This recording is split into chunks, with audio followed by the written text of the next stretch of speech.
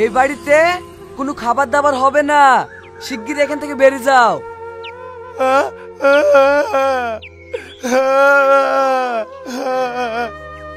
দুদিন খাওনি তো আমি কি করবো? এ বাড়িতে কোনো খাবার হবে না, এখান থেকে যাও তো।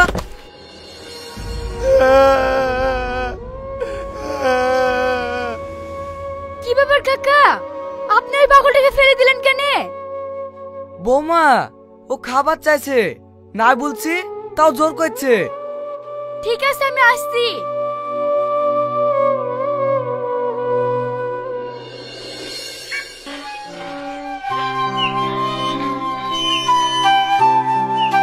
তোমার খিদে পেয়েছে? আসো, তোমাকে খেতে দিচ্ছি। বৌমা, ওকে বাড়ির ভেতরে নিয়ে যাও না, স্যার কঠোর ভাবে নিষেধ করেছে, অচেনা লোক যেন বাড়ির ভেতরে না ঢোকে। এ তুমি কি বলছো কাকা? একটা পাগল খেতে চাইছে আর আমি খেতে দেব না? এর জন্য তোমার স্যার কিচ্ছু বলবে না। আসো, ভেতরে আসো।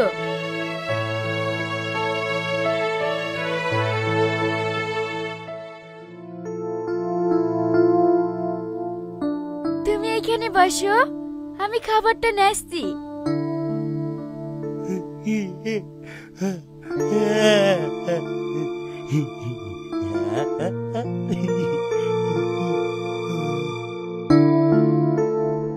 নাও, এই নাও।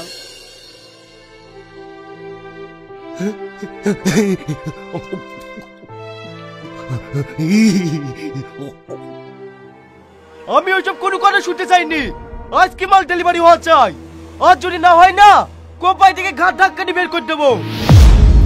কি ব্যাপার, এই পাগলটা কোথায় থেকে আসলো? খুব খিদে পেয়েছিল তো, তাই ওকে। চুপ কর, সিকিউরিটি সিকিউরিটি। হ্যাঁ স্যার বলুন। এই পাগলটা বাড়িতে ঢুকলো কিভাবে? আমি ঢুকতে দিইনি স্যার, ম্যাডাম ঢুকতে দিয়েছে। ম্যাডাম বললো আর তুই ঢুকতে দিলি? আজ তোর এই বাড়িতে কোনো কাজ নাই, তুই বাড়ি থেকে বেড়াই শিগগিরি। স্যার আমাকে দায় দেবেন না, আমি আপনার বাড়িতে অনেক দিন ধরে কাজ করছি, এখন যদি দায় দেন তাহলে আমার ছেলেমেয়ে না আগে দিবে হয়ে যাবে স্যার। এই কথাটুকু আগে ভাবতে হতো, তোকে ব্যাগটা বুঝিনি বেড়া। আর শোন, তোকে শেষবারের মতন বলে দিলাম, এরপরে বার যদি এরকম ঘটনা ঘটে না তাহলে তোকে ঘাট ধাক্কা দিয়ে বাড়ি থেকে বের করে দেবো।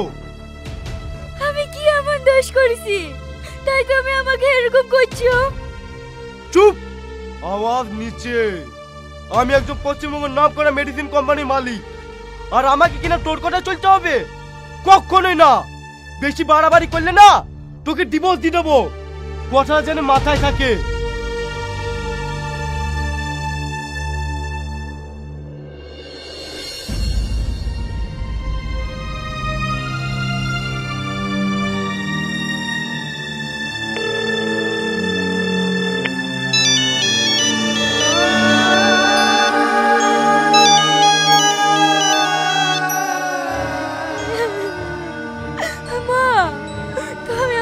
সাথে বেঁধিলা আমাকে একটু ভালোবাসে না, সব সময় ঝামেলা করে, আর কিছু বলতে গেলে আপনি ডিভোর্স দেবো তাই বলে।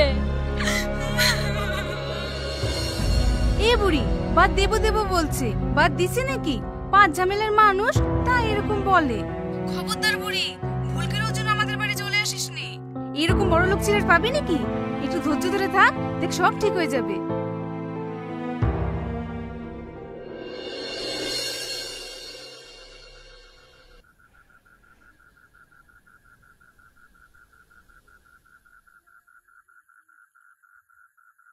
কি ব্যাপার, রাত 10টা বেজে গেল, তাও এখনো বাড়ি আসলো না?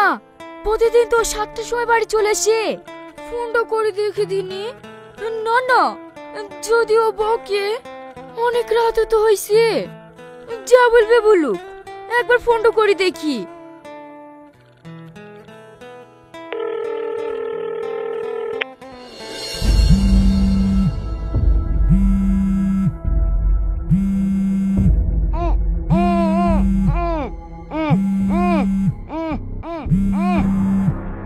কি ব্যাপার, ফোন তুললো না কেন?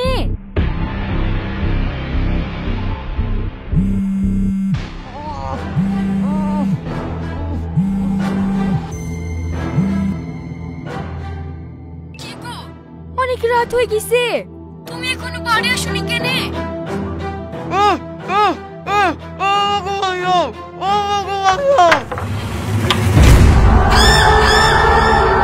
ওগো, তোমার কি হয়েছে? তুমি ওরকম করছো কেন? ওগো,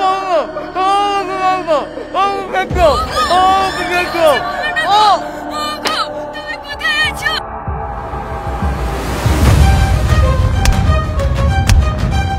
হ্যালো হ্যালো, আমার স্বামীর কি হলো গো?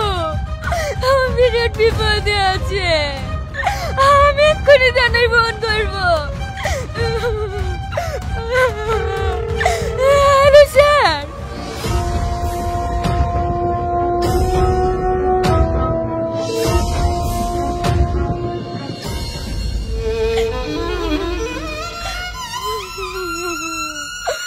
স্যার স্যার, আমার স্বামীর কোনো খোঁজ পেলেন?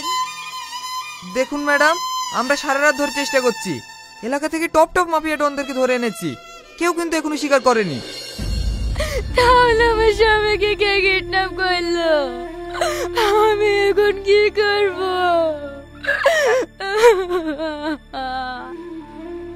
ম্যাডাম, আপনি ভেঙে পড়বেন না, আমরা যথারীতিভাবে চেষ্টা করছি। ম্যাডাম, আপনার স্বামী যে কিডন্যাপ হয়েছে, কিডন্যাপাররা ফোন করে কি আপনার কাছে কোনো টাকা চেয়েছে? না, আমাকে কেউ টাকার লেগে ফোন করেনি। স্যার, আমি একটা জিনিস বুঝতে পারছি না, কিডন্যাপাররা কিডন্যাপ করে যদি টাকাই না চায়, তাহলে কিডন্যাপটা করলো কেন? আমিও ওটাই ভাবছি। ম্যাডাম, আপনার স্বামীর নাম্বারটা দিন তো। আপনার মোবাইল নাম্বার নিয়ে কি করবেন? কালকে রাত্রে ওর সাথে ফোনে কথা বলতে বলতে হঠাৎ ওর মোবাইলটা সুইচ অফ হয়ে গেল। আপনি কটার সময় ফোন করেছিলেন আপনার স্বামীকে?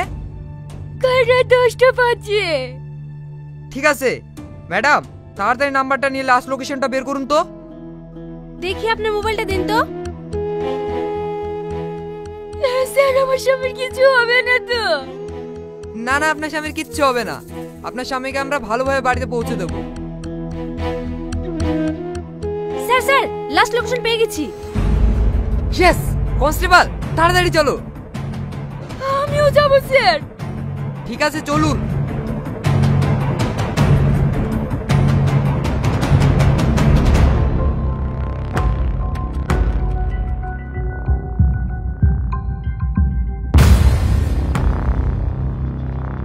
স্যার, লাস্ট লোকেশন এই ঘরটাই দেখাচ্ছে। দরজাটা মনে হয় ভিতর থেকে লক করা আছে। কনস্টেবল, দরজাটা ভেঙে ফেলো।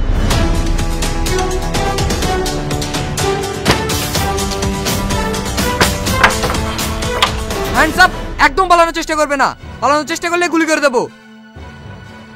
ওকে, তোমার কি হাল করেছে গো? আমার দেখে সহ্য হচ্ছে না। স্যার, আপনি ডরটা খুলে দেন না। তোর এত বড় সাহস, তুই একটা বড় বিজনেসম্যানকে কিডন্যাপ করেছি? কি তুমি? ম্যাডাম, আপনি একে চেনেন নাকি? হ্যাঁ চিনি, এই তো কিছুদিন আগে পাগল সেজে আমার সাথে খাবার খেয়ে গেল। ওকে আমি কত যত্ন করে খাবার খাইছি, আর তুই প্রতিদান দিলি। জানোয়ার বেঈমান, তুই কেন এই করেছিস বল বল। ম্যাডাম ম্যাডাম, আপনি একটু শান্ত হন, ওকে আমি এমন কেস দেবো না, জীবনও জেল থেকে বেড়াতে পারবে না। এই চল।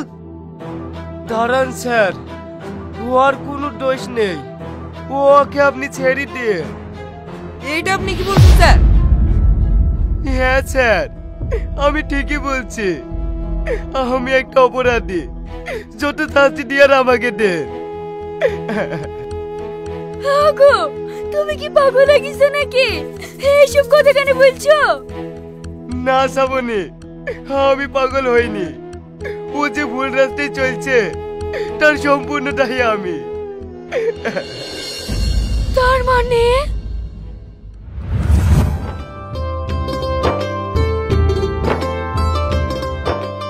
আব্বা, কাজে যাইছো? হ্যাঁ মধু, কাজে যাচ্ছি। কিছু বলবা শোনা? আব্বা, আজ আমার জন্মদিন, একটা ভালো কেক লেছো না? হ্যাঁ সোনা, নিয়ে আসবি। তোমার জন্য একটা ভালো কেক নিয়ে আসবি। কি ব্যাপার, ছেলের গা তো গরম, জ্বর এসছে নাকি? হ্যাঁ গো, সকাল থেকে জ্বর জ্বর করছিল। সকাল থেকে জ্বর করছে, আর এখন ওষুধ আনতে পারোনি? তুমি কাজে যাও, আমি এক্ষুনি গিয়ে নিয়ে আসছি। তোমাকে ওষুধ আনতে হবে না, তোমার ভুলো মন, আমি ওষুধের সাথে কাজে যাচ্ছি। আব্বা আমি যাবো। না মধু, তোমাকে যেতে হবে না, আমি এক্ষুনি ওষুধ নিয়ে চলে আসবো।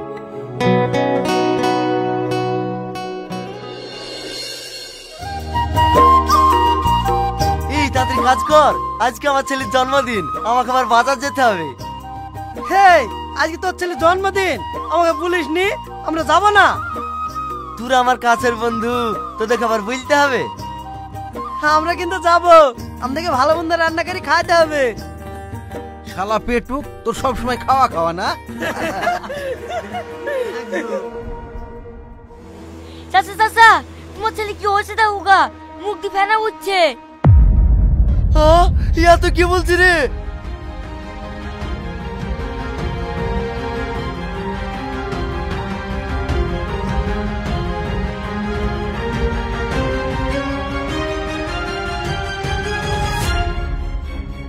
বাবু তোর কি আছে বাবু?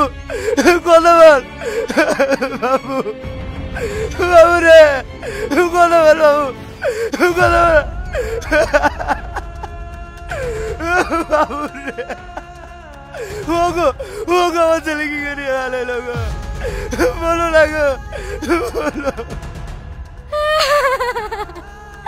আমি কিছু জানিনি। এই ওষুধটা খাওয়ানোর পরে আমার ছেলে শিখতে শিখতে আমার চোখের সামনে থেকে চলে গেল গো। আল্লাহ গো, আমি এখন কি করবো?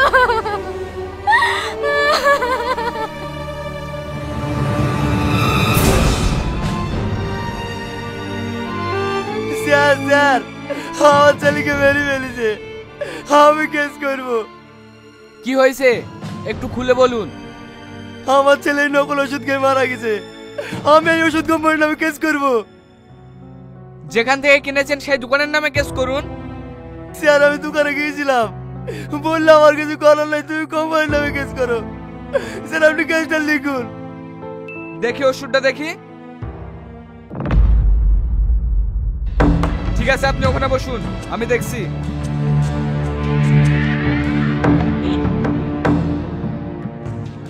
হ্যালো স্যার, আপনার ওষুধ কোম্পানির নামে একজনা কেস করতে এসছে। আপনার ওষুধ খেয়ে ওর বাচ্চা নাকি মারা গেছে। কার ছেলে মরলো কার ছেলে বাঁচলো তা দেখে আমার লাভ নেই, এটা আমার বিজনেস। আমি কোটি কোটি টাকা কামানোর জন্য এই ওষুধটা তৈরি করেছি, আমার কাছে কোনো ড্রামার জায়গা নেই। তাহলে এখন কি করবো স্যার? কি করতে হবে সেটা আমাকে বলে দিতে হবে নাকি? আমি আপনাদেরকে মাসে মাসে টাকা দিই, আবার কি করতে হবে সেটাও বলতে হবে। ফোন রাখুন, আমি এখন ব্যস্ত আছি। ঠিক আছে স্যার, আমি দেখছি। এই তুমি শোনো। হ্যাঁ স্যার বলুন। দেখো, আমি বড় সাহেবকে ফোন করে দেখলাম, অত বড় কোম্পানির বিরুদ্ধে কেস করাটা পাগলামি হবে, তাই কিছু টাকা নিয়ে এখান থেকে কেটে পড়ো। না স্যার, আমার টাকা দরকার নাই, আমি আর বিচার চাই। কি বিচার করব বল? তোর ছেলে যে এই কোম্পানি ওষুধ খেয়ে মারা গেছে, তার কি কোনো প্রমাণ আছে? হ্যাঁ আছে, প্রমাণ আমি নিজে। আপনি যদি কেস না লেখেন আমি হাইকোর্টে যাব। দেখ, বেশি বাড়াবাড়ি করিসনি, কিছু টাকা নিয়ে চুপ হয়ে যা। আর ছেলে মরেছে, বউ তো আর মরেনি। সামনে বছর একটা ছেলে নিয়ে নিবি। কি বলেন এলবেস্টার সাহেব? আপনি ঠিকই বলেছেন স্যার। কি বললি জানোয়ার? আজ যদি তোর ছেলে মরতো তুই এরকম কথা বলতে পারতিস? তোর এত বড় সাহস, তুই আমার কলার ধরলি? কনস্টেবল, তাড়াতাড়ি আগে লোকবে ভরো।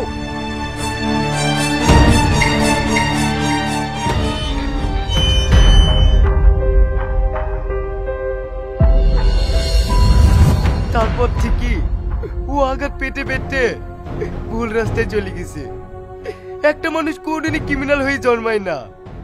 আমাদের মতন কিছু ভদ্রলোক তাদেরকে ক্রিমিনাল বানায়। তাই বলছি স্যার, যত দায়িত্ব আমাকে দেন, কিন্তু ওকে ছেড়ে দেন। আপনাকে আপনাকে আবার কি শাস্তি দেব? আপনি যে আপনার ভুল বুঝতে পেরেছেন, এটা আপনার জন্য সবথেকে বড় শাস্তি। চলেন সবাই বাড়ি চলেন।